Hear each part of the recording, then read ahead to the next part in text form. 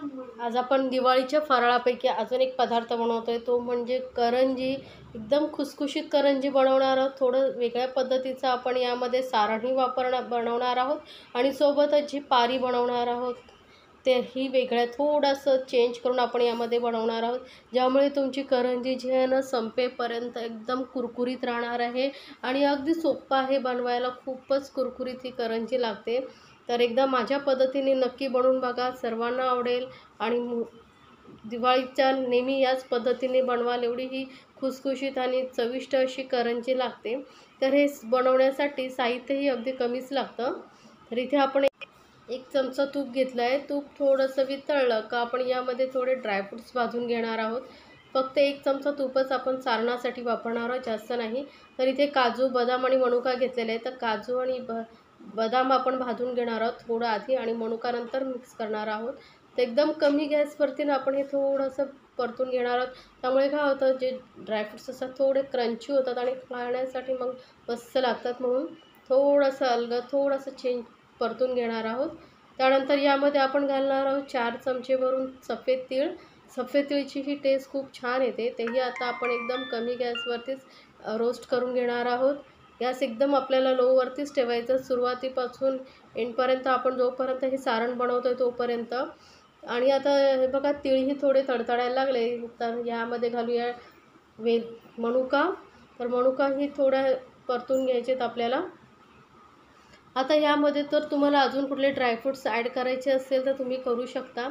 तर आता यामध्ये आपण घालूया डेसिकेटेड कोकोनट. तर 3 कप मी इथे डेसिकेटेड कोकोनट घेतलेला आहे. मार्केटमध्ये इझिली मिळतं किंवा मग जर तुम्ही घरी बनवू शकला तर बनवू शकता. जे सुकं खोबरं येतं त्याचं वरचं जो ब्राऊन पार्ट असतो तो आपण काढून टाकायचा आणि छोटे छोटे पीसेस करून मिक्सरमध्ये फिरवून घ्यायचं, म्हणजे आपलं डेसिकेटेड कोकोनट तयार होतं. आणि हे खोबरं आपण परतताना एकदम गॅस लोवरतीच ठेवायची आहे, कारण हे लगेचच करपतं, हलून जळू शकतं. त्यामुळे मग टेस्ट बिघडेल आपल्या सारणाची. आणि आपल्याला हे एकदम ब्राऊन वगैरे करायचं नाही, थोडा हलका कलर चेंज होईपर्यंतच आपल्याला हे मिक्स करून घ्यायचं आहे. तर गॅस एकदम लोवरती ठेवूनच हे बघा, मी थोडं अलगद आपण हे मिक्स करत जातो आहे आणि रोस्ट करून घेतो आहे. तर थोडासा हलकासा कलर चेंज झाला आहे बघा. अजून थोडासा कलर आपण चेंज करून घेऊया, म्हणजे एकदम ही ब्राऊन नाही, बस इथपर्यंतच कलर येईपर्यंतच आपण हे मिक्स करत राहायचं होतं आपल्याला. आता गॅस बंद करूया आणि याला पूर्णपणे थंड करून घेऊया रूम टेम्परेचरवर येईपर्यंत. आता हे रूम टेम्परेचरवरती आलेलं आहे खोबरं. त्यानंतरच यामध्ये आपण पिठी साखर ॲड करणार आहोत. तर इथे मी 3 कप डेसिकेटेड कोकोनटसाठी 1.5 कप खोबरं घेतलेलं आहे आणि डेसिकेटेड कोकोनटही मी याच कपाने मोजून घेतलं होतं, त्यामुळे मी त्याच सेम कपाने 1.5 कप इथे पिठी साखर घेते आहे. आता गोड तुम्हाला कमी जास्त तुम्ही तुमच्या आवडीनुसार करू शकता. तर नंतर आपण इथे स्वादासाठी घालतो वेलची पावडर. वेलची आणि जायफळ मी मिक्स करून घेतलेलं आहे, ते घालते, किंवा वेलची पावडर नुसती घालायची असेल तीही घालू शकता. आणि लक्षात ठेवा, हे सारण पूर्णपणे थंड झाल्यानंतरच यामध्ये पिठी साखर घाला, नाहीतर ती थोडी कडक होऊ शकतं सारण. तर आता हे सारण आपलं बनून तयार आहे, याला साईडला ठेवूया. आणि आपण आता इथे मैदा मळून घेऊया. तर 1 कप मी मैदा घेतलेला आणि सोबतच 1च कप आपण इथे बारीकवाला रवा घेतलेला आहे. तर आता दोन्ही समप्रमाणात आपल्याला घ्यायचं आहे. त्यामध्ये आता घालूया चवीनुसार मीठ. जर तुम्हाला नुसते मैद्याची करंजी बनवायची असेल तर बनवू शकता, पण मैदा आणि रवा हे दोन्ही मिक्स करून करंजी बनवली ना खरंच खूपच खुसखुशीत होते. मैद्याची करंजी काय होते, काही वेळेस बघा थोड्या वेळाने 1-2 दिवसानंतर मग अशी कडक होते किंवा असं नरम पडते. तर ही करंजी जी आहे रवा आणि मैद्याची, ती तुम्ही संपेपर्यंत किती 1 महिना जरी ठेवला ना तरी कुरकुरीत राहील, एवढी ही मस्त लागते आणि खाण्यासाठी एकदम अप्रतिम लागते. आता रवा आपण यामध्ये घातल्यामुळे हे जे पीठ भिजवते ते थोडंसं सैलसरच भिजवायचं, कारण रवा परत मग पाणी शोषून घेतं आणि मग कडक होऊ शकतं. मग परत त्यामध्ये पाणी ॲड करा, परत मळा. त्यापेक्षा थोडंसं सुरुवातीलाच ना आपण यामध्ये थोडंसं पाणी जास्त घालून बघा, इतपत असं आपल्याला हे पातळ मळून घ्यायचं असं. तर आता थोडंसं तूप घेतलेलं मी, 1 चमचा तूप लावून परत आपण हे पीठ मळून घेणार आहोत. थोडंसं तूप लावायचं, म्हणजे कसं आपण जेव्हा लाटतो तेव्हाही आपल्याला हाताला मग नंतर चिटकत नाही, म्हणून थोडंसं तूप घालून आपण हे मळून घेतलेलं आहे. थोडं व्यवस्थित मळून घ्यायचं आहे आपल्याला. आता हे पीठ आपलं चांगलं मळून झालेलं आहे. याला आपण 10 मिनटं वगैरे आपण रेस्टवरती ठेवणार आहोत. बघा किती सॉफ्ट असं मळलेलं आहे. थोडं सैलसर आहे. तर याला आपण कव्हर करून कमीत कमी 10 ते 15 मिनटं ठेवून देणार आहोत. जास्त वेळ नाही, 10-15 मिनटांना आपण चेक करूया. तर साधारण 15 मिनटं मी हे ठेवलं होतं. बघा थोडं पहिल्यापेक्षा थोडंसं हार्ड झालं आहे. एकदमही हार्ड नाही. पहिलं आपण किती पातळ ठेवलं होतं पीठ. आता हे बस इतपतच आपल्याला हे पीठ पाहिजे. एकदम पण पातळ नाही, एकदम पण घट्ट नाही. आता याचे छोटे छोटे बॉल्स बनवून आपण हे सुकं पीठ लावून लाटून घेणार आहोत.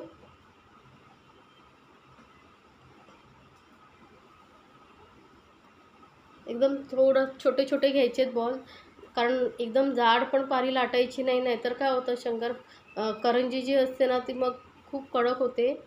म्हणून एकदम पातळ होईल तेवढंच लाटायची. बघा बोटंही दिसत आहे, तेवढी पातळ मी लाटून घेतलेली आहे. त्यानंतर यामध्ये आता सारण भरायचं आहे. आता इथे मी तुम्हाला चकली करंजी तुम्हाला चिरणं आणि साचा या दोन्ही आणि कसे बनवायचं ते दाखवणार आहे. हे सारण जे आहे ते थोडं एकत्र करायचं, म्हणजे साईडला गेलं नाही पाहिजे. नाहीतर काय होतं, करंजी आपली जेव्हा आपण फ्राय करू तेव्हा फाटू शकते. तर थोडं अंतर ठेवून आपण ही थोडी हाताने अशी प्रेस करायची, म्हणजे व्यवस्थित चिकटली जाते. आता हे रव्याचं पीठ रवा आणि मैदा एकत्र असल्यामुळे याला पाणी नाही लावलं तरी चालेल. लगेचच थोडं पीठ आपण थोडंसं सैलसर ठेवल्यामुळे ते चिपकले जातात. तेलामध्ये फ्राय केल्यानंतरही सुटत नाही.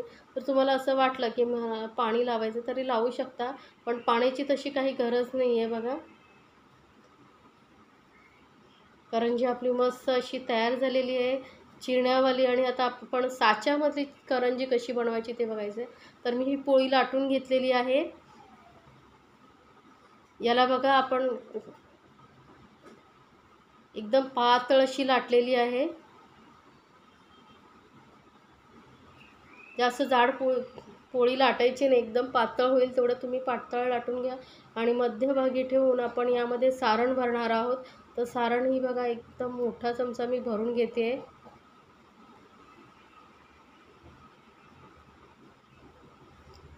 सारण नेहमी ना आतल्या साईडलाच भरायचं, म्हणजे बाहेर लागलं नाही पाहिजे. जेव्हा आपण तो साच्याची कडा असते ना त्याला लागलं नाही पाहिजे. नाहीतर काय होतं माहिती आहे, तिथे लागलं तर मग करंजी जी आपली फुटू शकते. आणि असं या पद्धतीने ना आतल्या साईडला नेहमी थोडं थोडं प्रेस करायचं, म्हणजे काय होतं, करंजीचं जे पारी आहे ती व्यवस्थित चिपकली जाते आणि मग आपण फ्राय करतो तेव्हा ती फाटत नाही. म्हणून हे बघा, ही एक ट्रिक्स आहे जी तुम्ही फॉलो करून करंज्या बनवलात तर तुमच्याही करंज्या अजिबात तेलामध्ये फ्राय करताना सुटणार नाही. मस्त अशी आपली करंजी एकदम तयार झालेली आहे. तर याच पद्धतीने मी करंज्या बनवून घेतलेल्या आहेत आणि आपण आता फ्राय करून घेऊया. तेल अति गरम पण नाही करायचं. थोडंसं गरम झालं का एकदम लो फ्लेमवरती आपण या करंज्या फ्राय करून घ्यायच्या आहेत. लो फ्लेमवरती करंजी फ्राय केल्यामुळे काय होते, ती जास्त कुरकुरीत होते आणि जास्त दिवस टिकते. त्यामुळे ह्या जास्त दिवस कुरकुरीत राहते. त्यामुळे ना या छोट्या छोट्या गोष्टी तुम्हीही लक्षात ठेवा. आणि थोडा वेळ आपण ह्या करंजीला सेट व्हायला ठेवायचं. अगदी लगेचच त्याला परतायला जाऊ नका. थोडा वेळ त्याला व्यवस्थित फ्राय होऊ द्या. एका साईडने थोडासा हलकासा कलर चेंज होऊ द्या. नंतर टर्न करून दुसऱ्या साईडने फ्राय करा. मी दाखवलेल्या रेसिपी जर तुम्हाला खरंच आवडत असतील तर चॅनलला लाईक्स, कमेंट्स आणि सबस्क्राईब करायला विसरू नका. सोबतच बेल आयकॉनवरती क्लिक करा, म्हणजे माझ्या नवीन रेसिपीची नोटिफिकेशन लगेचच तुमच्यापर्यंत पोहोचेल. तर आता एका साईडने थोडी करंजी आपली फ्राय झाल्यानंतर दुसऱ्या साईडनेही फ्राय करून घेऊया. तर बघा मस्त अशी टम्म फुगलेले आहेत, तेलामध्येही सुटलेल्या नाहीत. त्यामुळे मी ना ज्या टिप्स सांगितलेल्या आहेत त्या वापरून तुम्ही जर करंजी बनवलात तर तुमची ही करंजी अशी मस्त खुसखुशीत होणार आहे. तर नक्की बनवा आणि मला कमेंट्समध्ये सांगायला विसरू नका तुम्हाला ही रेसिपी कशी वाटली आणि तुम्हाला कुठली रेसिपी अजून पाहायला आवडेल तेही मला कमेंट्समध्ये सांगा. मी नक्की बनवून दाखवेन. तर करंजीचा बघा दोन्ही साईडने अलटून पलटून आपण व्यवस्थित फ्राय करून घेतले. त्यामुळे कलर बघा किती सुंदर आलेला आहे. असाच कलर येईपर्यंत आपण फ्राय करायची आहे. त्यामुळे मस्त अशी करंजी आतपर्यंत व्यवस्थित फ्राय होते. तर आता ही करंजी आपण काढून घेऊया. असं आणि सर्व करंजी याच पद्धतीने मी फ्राय करून घेते. तर करंज्या आपल्या फ्राय करून झालेल्या आहेत बघा. तेलकटही नाही दिसत आहेत. काही काही वेळेस काय होतं, मैद्याची करंजी असते ती तेलकट होते, पण रवा आणि मैदा तुम्ही दोन्ही मिक्स करून बनवलात तर करंज्या अजिबात तेलकट होणार नाहीत आणि एकदम खुसखुशीत होणार आहेत. तर मी तुम्हाला एक करंजी तोडून दाखवते, किती खुसखुशीत झाली आहे ते तुम्हाला पाहूनच समजेल.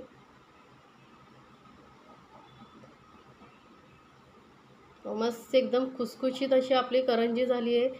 आणि सारण यातलं ना रव्यापेक्षा ना खोबऱ्याचं सारण खूपच सुंदर लागतं. ते एकदा नक्की बनवा.